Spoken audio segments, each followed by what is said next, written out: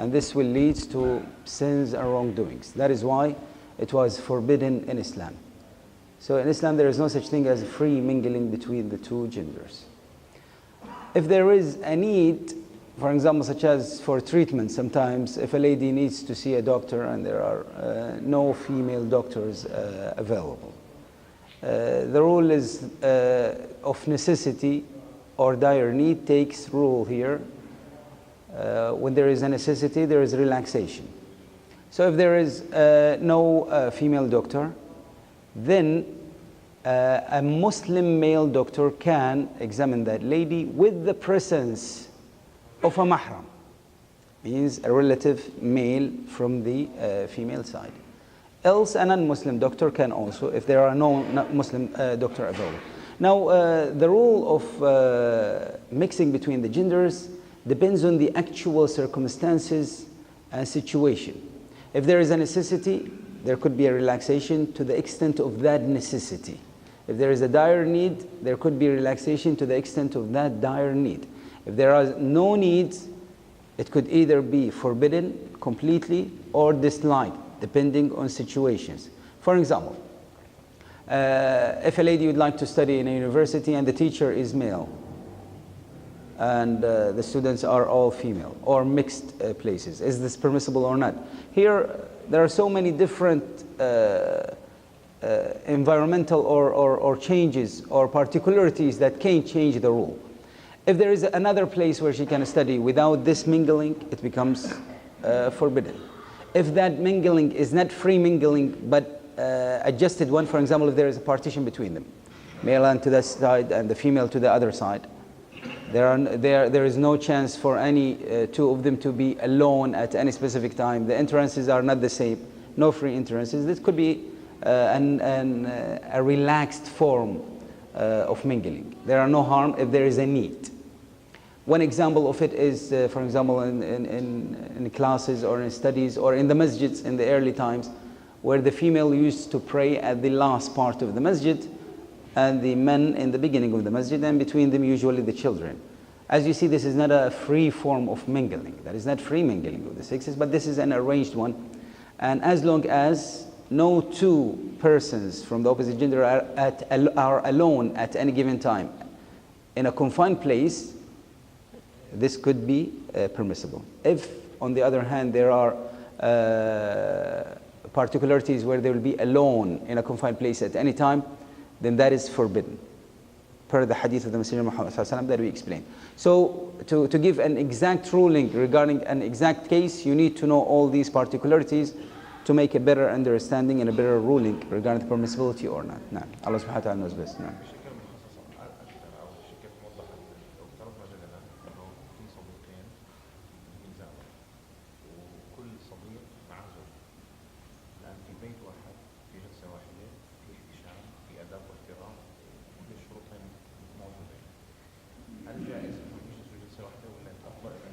One table or in the same room, you mean? Same room, but the female to one side and the male to one side. No, that is a different story. But in the same room, if either, for example, the females, the wives are sitting at one side, they are wearing hijab, they are keeping their voices low, etc. The male on the other side, there are no harm in this, because this is not being alone in a confined place, because the mahram is there, that is the husband. So both the husbands are there. So there is no harm in it, especially if it cannot be avoided sometimes, if somebody is living in a studio, for example, and somebody comes to visit him. So they sit to the side, yes. But free sitting and joking together, etc., no. They're speaking without a need, that is not allowed. There are rules in Islam regarding the mingling between the two genders. One of them that we have already spoken about. The second one is that the female should be careful about their voices, lowering their voices, not raising it high without a need, and should be careful not to soften their speech. As Allah subhanahu wa ta'ala spoke to the mothers of the believers, the wives of the Messenger Muhammad sallallahu alayhi wa sallam, Allah Almighty told them, and do not soften your speech. Do not soften your speech. Why is that? The concept is not, the problem is not with the ladies, by the way. The problem is with the males. Here Allah subhanahu wa ta'ala clearly said after that, not to soften their voices, least the one in whose heart is a disease. Least the one in whose heart is a disease might be tempted. He has a problem. Some people has problem. So when they hear that, they might start thinking wrong ideas. This might be a cue or a signal or a green light, etc. So if mere softening of the voice was forbidden due to this reason, imagine if they are joking, for example, or laughing together, or socializing without limit. No, that is a different story. Speech, when there is a need, there is no harm. Allah subhanahu wa ta'ala, when He spoke about, again, the wives of the Messenger Muhammad sallallahu alayhi wa sallam with the Sahaba, the companions of the Messenger Muhammad sallallahu alayhi wa sallam, Allah Almighty advised the Sahaba, when you need to ask the wives of the Messenger Muhammad sallallahu alayhi wa sallam something, ask them from behind a shield, behind curtain. See, there is there is something, you have to ask them. So ask them. So those are the direct limits. So free socializing, no, there is no such thing in Islam between the two genders who are foreign to each other. Between maharam, there are no problem. But people who are foreign to each other, from Islamic point of view, no. These two rules should be observed. Yes, Allah subhanahu wa ta'ala knows best. No. For sure, that is not. If there should be any particularities or exclusivity to the mothers of the believers, peace be upon them, then it should be the exact opposite. There should be relaxation, because these honest and sincere and pure women were the mothers of the believers. Your own mother. This is closer to you than your mother. Allah subhanahu wa ta'ala says, and his wife, the wives of the Messenger Muhammad sallallahu alaihi wasallam, are their mothers, the believers' mothers. They are yours and mine mothers. So if there is a rule, it should be relaxation, not separation. Means this rule is actually general. Is it clear? Yes, Allah subhanahu wa ta'ala knows best now. Which way is the correct? La hawla wa la quwwata illa billah al-ali al-azim, or la hawla wa la quwwata illa billah? Both are okay, no problem. No problem. Saying yes, what is related is la hawla wa la quwwata illa billah. This is fine. This is enough. And this is related in many of the narration about the importance of la hawla wa la quwwata illa billah. If you'd like to add al-ali al-azim after that, there is no harm. There are some of the narrations, so there is no harm, inshallah. Allah subhanahu wa ta'ala knows best. Now, inshallah. Salam wa rahmatullah. Most of the verses of Quran, when it comes to surety, Allah is using wallahi and other thing. But in some few verses, we can see tallahi also. Especially in Surah Yusuf, we can see tallahi instead of wallahi. Is there any difference between wallahi and tallahi? If so, what is the concept behind wallahi and tallahi? Yes, those in Arabic, the letters that are used for swearing are the waw, for example, wallahi, and the ba, such as billahi, and the ta, such as tallahi. And all of those are used in Arabic, and scholars differ whether there is a difference in the meaning between them or not.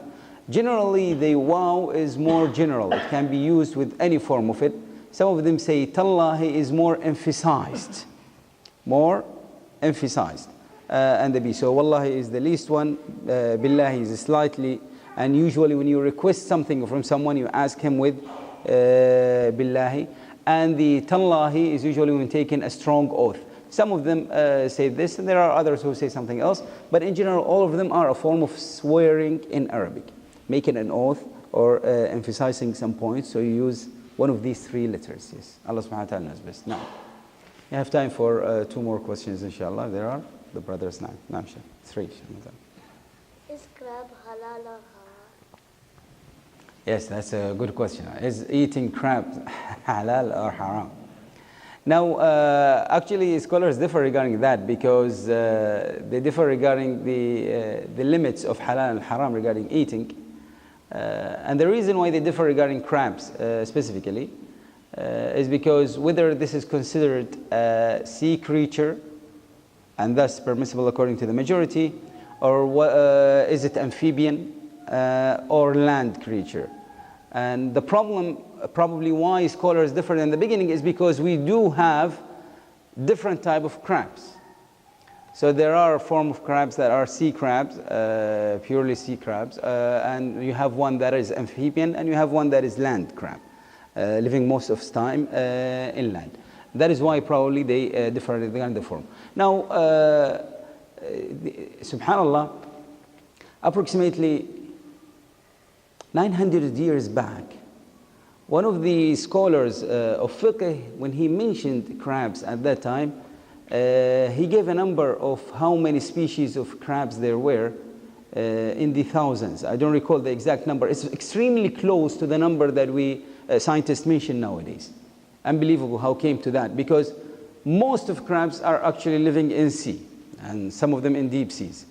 So how could anybody come with such an estimation? Now the sea one, there are no problem. This is permissible. The amphibian one and the land one, according to most scholars, it's not permissible to eat them. So the sea crab is permissible. The amphibian one and the land one, the majority of scholars, not permissible, except the Imam Malik. For Imam Malik, there are no problem. You can eat it. This is permissible. So if you'd like to avoid it, this is best. The majority of scholars, the sea one is permissible, except Imam Abu Hanifa. To him, that is still also not permissible. But the rest of scholars, there are no problem with them. Yes, Allah subhanahu wa ta'ala knows best. Now, what's the second question? Some people in our town يتبركون من آثار النبي صلى الله عليه وسلم. كيف يجوز هذا؟ Yes, seeking blessings with the relics of the Messenger Muhammad sallallahu alaihi wasallam. The brother is asking, is this permissible or not? We have to clarify this. This is quite lengthy, but in short, very quickly. Now, seeking blessings from the Messenger Muhammad sallallahu alaihi wasallam, or the parts of the Messenger Muhammad sallallahu alaihi wasallam during his life, this is stated and narrated of the action of the Sahaba radiallahu anhu. They used to seek the blessings from the Messenger Muhammad sallallahu alaihi wasallam, or his cloth, or his hair, or his sweat, or when he performs wudu, whatever they reach from it, they used to perform that. This is authentic. Scholars differ regarding seeking blessings after the death of the Messenger Muhammad sallallahu alaihi wasallam. Some allow it, and some don't allow it.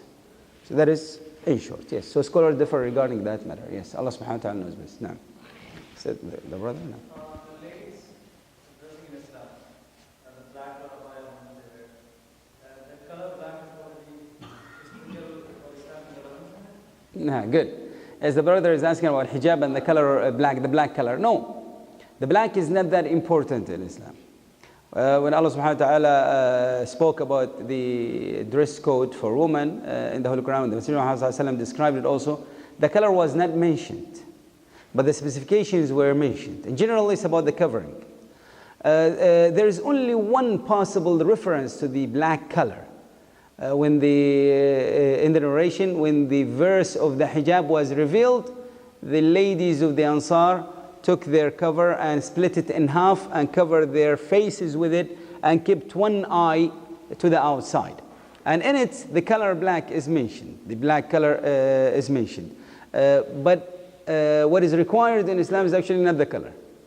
So the color, there is no problem with the color as long as the color is not very vibrant or designed in a way to allure the attention, because that will be the exact opposite of the concept of hijab. Only that concept. Else, there are no harm. Any color, using the color. Now, some of them see the preference of black because it usually does not attract attention at all. Yes, Allah subhanahu wa ta'ala knows best. Sallallahu ala sayyidina Muhammad wa ala alihi wa sahbihi wa sallam tasliman kathira. Naam.